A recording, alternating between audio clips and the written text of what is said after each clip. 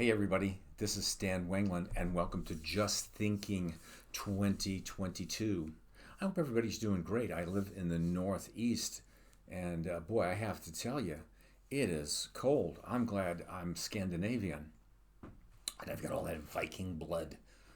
Well, since I can't go out there and pillage and do awful things that the Vikings did when they used to go Viking, as they would say, at least I can enjoy the cold weather, and I really do. Actually, it was 4 degrees below zero here today, and I'm going to go out shortly and build my fire in the fire pit outside because I love to stand out freezing my behind off, but having that blazing fire. You know, it's a wonderful thing. It makes me feel alive. It's beautiful. The sun is shining, the crispness of the air, and everything else like that. And with all that in mind, I try to be very, in the moment and very grateful for all the things in life, particularly as I'm in my old age now, in the infancy of my old age, but nevertheless in my old age. And I was just thinking that I like the shows, this being episode 4, to be upbeat and meaningful to people. But coincidentally, doing the show today, as I'm watching my granddaughter for a week, as her parents are in Honolulu, abandoning her during a pandemic to their grandparents and going on a wonderful anniversary vacation. Nevertheless, in with all that wonderful stuff that I'm experiencing, yeah, it's a real moment of sadness because it was 10 years ago at the same time that my oldest daughter, Christian, passed away, unfortunately. A brilliant person, a free spirit, a real character like me, but really a brilliant, wonderful young lady who had her whole life ahead of her as a brilliant academic and researcher and different things like that, and was taken way too early, just by fate, just by those things that happen, And I thought today's show could be a kind of a brief one on handling loss, and there's a ton of information on that, and like authenticity, the first show that I did. People when nobody gets out of life alive. Period. That's something that's. I'm not trying to have a clever statement to you, but no one or nothing, that's living, breathing, sentient kind of a thing gets out of life alive. No career lasts ever, forever. Every dog has their day. All those sayings that you've heard. And nobody wakes up every morning thinking about that until they get to a certain point in their life when, every day could be your last day. Every minute could be your last minute. And that becomes a little bit more pronounced. But nobody really, or most people don't really live their lives that way. But sooner or later, loss does enter the picture. And at different points of time, in different cultures, it's handled differently. And people have different experiences. I mean, if we lived in the 12th century or something like that, people are dying left and right. Families had tons of kids because most of them would die in childbirth or shortly thereafter, or with famine, or with raiders, or all kinds of crazy things, diseases that would happen. It was different environments at different points of time. Well, in the 21st century, for people in developed countries, the life expectancy is longer in most cases. People expect more out of life. Jesus, they don't even want to be upset by thinking or talking about things, no less handling loss and grief. And that's going to happen no matter how triggered you get, no matter how religious you are, no matter how health conscious you are. I can't tell you how many folks that would drink and smoke and carry on and do everything unhealthy and live to be 105. And then everybody who runs, not everybody, you'll find many people who run and exercise and eat right and live a right life, they die young or something tragic happens to them. It's just the nature, the randomness of the universe, however you'd like to look at it. But ultimately, we are going to have to learn how to cope with loss. And I thought with the 10th anniversary of my daughter's passing away, it would be, something in honor of her, or just with other people that I see at this stage of my life that have lost people. This year alone, I've had several friends would have lost spouses, people that I've worked with and respected highly, had a lot of fun with, did things with, passed away, that were wonderful people. And it's very sobering. You know, I don't get afraid of that, you know, since I'm probably, you know, could be the next one up there. But it's just sobering, you know. It's a very disorienting experience as a friend or a colleague or a peer or a neighbor, and then you have to take it from the people that it's happening to. Like when it happened to me, when my daughter passed away. Most parents now don't expect to have their children pass before they do, but that does happen with great regularity with people. Or when you're married a long time or a short time or whatever in a relationship, and then that person that you beloved, you know, boom, they're gone. Wow, that's a hard thing. You know, that's a hard thing. I can remember my father passing away. My parents were married over 70 years. Wow, that's a long time. You know, very disorienting for my mom. And I see dear friends right now, people that I work with that I think so highly of, that have lost a spouse. And God, I can only imagine. Because number one, the person that they lost, at least from my knowledge of them, they were wonderful people, charming, enlightening, full of fun, good people, helped other people. And in their personal lives and their family lives, they were also wonderful people. They had wonderful families. And what a thing to have happen. But happened to us all. You know, it, it, it will go down that way. And what I was thinking is that, you know, whenever you get something like you get a medical diagnosis or you're looking something up on WebMD, God forbid, I even do that myself sometimes, or some other kind of a thing, you know, you get so much information. You go on information overload about things, and there are so many uh, people telling you exactly how to handle loss or grief or whatever it is, and some people don't even realize um, that not all of these things are fact. They're you know, they're opinions of people. They're things that generally may work or whatever. And I thought it might be a good thing, like the little thing on authenticity, to very briefly to go over, like, you know, when you're experiencing grief or loss, how the heck do you cope with it? In maybe not a really complicated way. And, you know, just something maybe, I won't say it's new, but maybe something for you to consider. And I can sit here on camera and I'm not bawling my eyes out, you know, saying, I lost my daughter. And I'm not belittling anybody who's doing that. Of course, it's a horrific thing, and I can't even begin to tell you, you know, every day how I might think about that or my feelings and emotions. But at the same time, I understood the moment that that occurred, that this was a life changing experience for me, as well as one for my late daughter. You know, she was ending her life.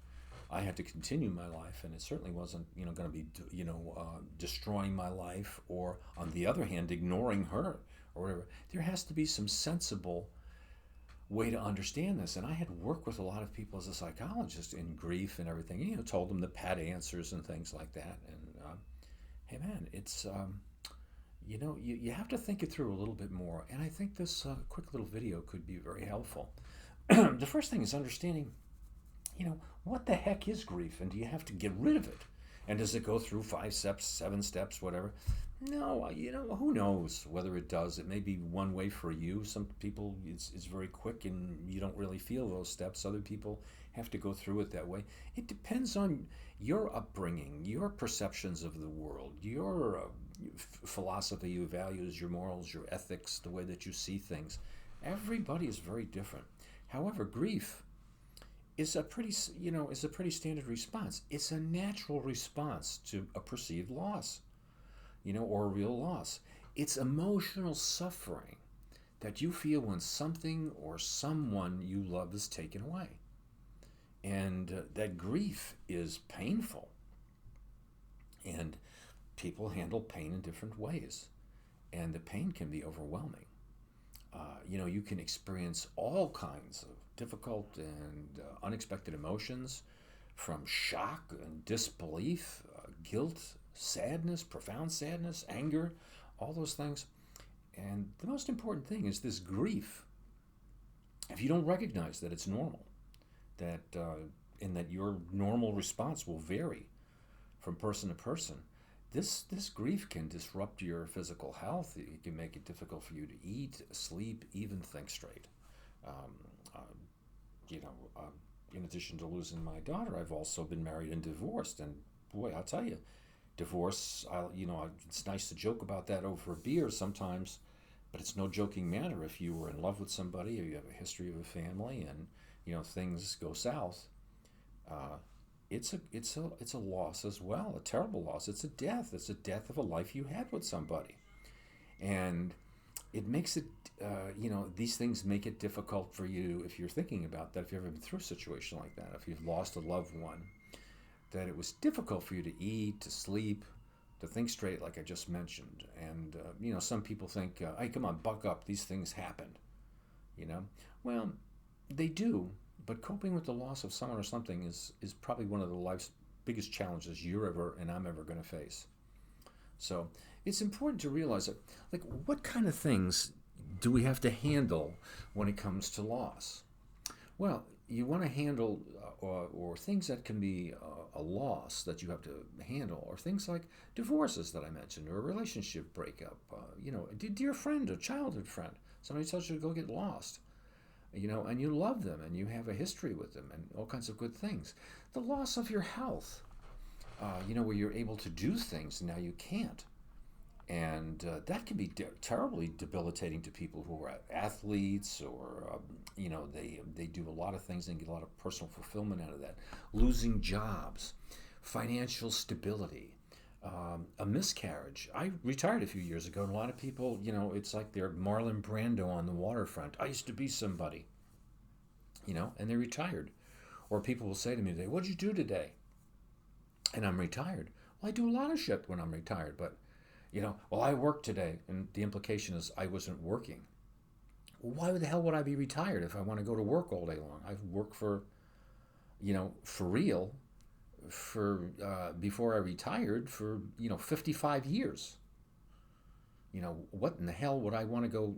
For me, for my personal things, why would I want to go? Breaking rock again or something like that, or laying brick. I want to enjoy myself for the things that I like. But some people feel that they are marginalized now, and they sense a loss of self-esteem.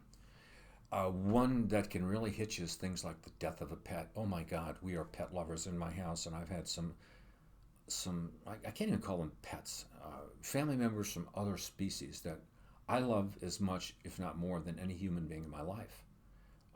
And they have passed away, and I have been devastated by it. Number one, because of the love, the intense love and unconditional love I get from those family members who are dogs and cats and whatever, but just from their innocence and whatever. You can also lose a dream that you've had, maybe of writing a book or becoming a famous whatever, or whatever your personal dream is, or or you watch a loved one have a serious illness, or you lose a friendship, or you lose your safety.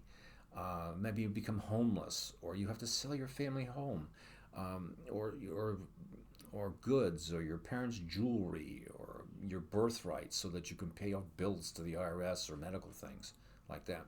So any of these things can trigger grief in you. And I'll tell you the truth, folks, if you're not prepared philosophically, if you're not prepared spiritually, if you're not prepared in a variety of ways, it can be very, very rough. And there's lots of good sites that you can look at that will, give you all kinds of tips to take care of, make sure you exercise and eat right and sleep and everything else like that. And you can look those up yourself. But there's a couple of other things that I wanted to say in this, in handling a loss, when I throw these out here, is that, they're much simpler than that. And I find out that a lot of big institutions, particularly cancer centers and things like that, are very wise with this. And they really get the loss thing and handling loss and the differences that people have, I think, in the best way, because cancer is so devastating to families and people. But a couple of things, and then I'd like to end the video, and maybe maybe, you can think about them and be kind of mindful for them. The first thing is, and it's kind of a philosophical thing, but it's an understanding, like nobody gets out of life alive. It's when you're grieving and you're sensing this loss, it's important to realize that it won't feel like this forever. It won't. And I can remember when my daughter passed away, I had people freaking out. And I said, hey, man, life is still good. And you have to believe that. Life is still good. People are dying all over the place. And one day it'll be me or you. And it's horrible, but life is still good. So it won't feel like this way forever. And that is reality. That's the world the way that it is. And billions and billions of people have been served out a big shit sandwich of loss of their wife, husband, kid, dog, pet, job, everything we mentioned. And the vast majority of us make it through it. And because somehow lots of people realize that it's not going to last forever. The other thing is you can handle it. And that is in make-believe. You can handle it even when you feel that you can't. And that's part of remembering that many, many, many, many, many other people have handled this. And some of them are stronger than you. The majority were just like you. And there's a whole bunch who had less skills and less abilities that you have, and they came out just fine. It's one of the reasons I love the book of Ecclesiastes in the Bible, in the Old Testament, and they talk about there's a time for all things, a season to laugh, a season to cry, so on and so forth. And it's just a simple truth, supposedly, the book written by Solomon the Great, a book of wisdom. Even songs from the 60s, Seasons in the Sun. We had joy, we had fun, we had seasons in the sun. It's all based on that. It's all based on reality. You can handle it. It won't feel this way forever. The other thing is when you're grieving and you need things and you're trying to handle loss, whether you're trying to get over it right away or you're just trying to handle it, in the way that you're trying to handle it and you're imperfect, be gentle with yourself on this stuff. Life has already kicked you in the ass, and that happens. Life is going to kick you in the ass every once in a while. It's going to hand you out something that's horrific to everybody. Maybe it's a horrific diagnosis. Maybe it's something else. But be gentle with yourself. Be gentle with yourself. Take it easy on yourself. And when you're thinking about handling your loss, don't think of this as like a progression that you're starting at point A and you have to go to point Z, and you don't back up or go through anything else. You're going through different cycles with things in handling loss. Sometimes you take 2 steps forward, 1 step back for a while, and then one day it's pretty much normalized, and every once in a while you really get overwhelmed by things, or you get very sad, or you get melancholy. That's pretty much just normal human behavior. And you want to know what? That's the other thing. Your feelings, whatever they are, in almost all cases, they're normal. It's normal to feel angry. It's normal to feel despondent. It's normal to feel those things. It's normal to feel relief sometimes. Whatever the range of feelings that you're having, not in every case, but in almost all cases for people, they're normal. They're within the range of how human beings act. So lighten up on yourself. And those people who are doing, are grieving around you. The other thing is, in every crisis there's an opportunity, even in loss. And loss can beget meaning to you and I. It's kind of like my favorite book of all times is A Christmas Carol with Scrooge. And the ending of that one. He sees himself dead. And he doesn't want to lose, meaning in his life. He doesn't want to become a hopeless spirit like Marley, going through the endless, universe with chains made by his own making. So his grief and fear beget meaning on things. And sometimes when somebody passes away, actually in all times, if we look at things, there are lessons there. There are reminders to us in our grief that, hey man, we have a limited time on earth. Maybe for me, there's spiritual and religious components to that beget meaning. you have the ones that pertain to you, that you think about, you know? So grief can be a good thing. That, when somebody normally it's their time to pass away, or even when it isn't, or your pet or whatever it is, maybe you go out and do many, many more good things. I know with the passing of my daughter, I just recently retired from, I had a part-time job as an adjunct professor for over 20 years, teaching psychology. And most of the students that I had were very young people. And for me, I got the opportunity to teach with my daughter as well. But my God, I think I was a lovely, adjunct professor. And when my daughter passed away, I didn't become bitter with younger students or people her age. I became even more loving and more caring because of the death of my daughter. I just did.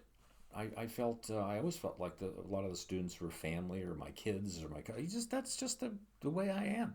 But I felt even more that way, and it gave my teaching even more meaning. And if you check me out on Rate My Professor, I think you'll find out that the end result was the students had an overwhelming, very positive experience with me, and I'm very proud of that. And yeah, I don't mind boasting about that online because that's a good thing, and I don't have to have any false humility with you on that. I didn't do that to be prideful. I did that out of love. Love for teaching, love for psychology, and love for the students in my family. Okay? Last thing in handling loss, and I hope this has been through here, and I hope my story helps you out there a little bit. You're not alone. Everybody goes through this. And when you're feeling alone, maybe you have to talk to other people that have this. Maybe you need a support group. Maybe you just need to talk with somebody as a philosopher. Maybe you just need to talk to a friend.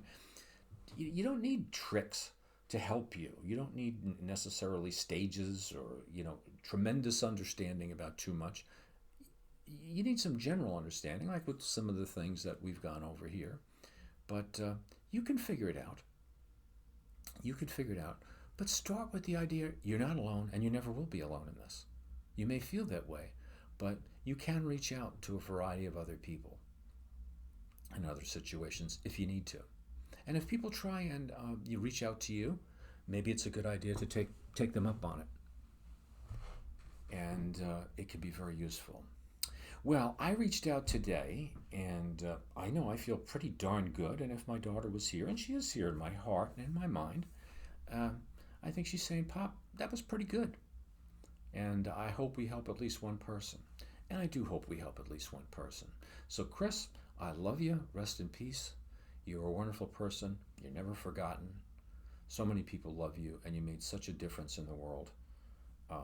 It's just a marvelous thing. And guys, I hope you like the shows. I hope this wasn't morbid for you. I hope it was positive and uplifting.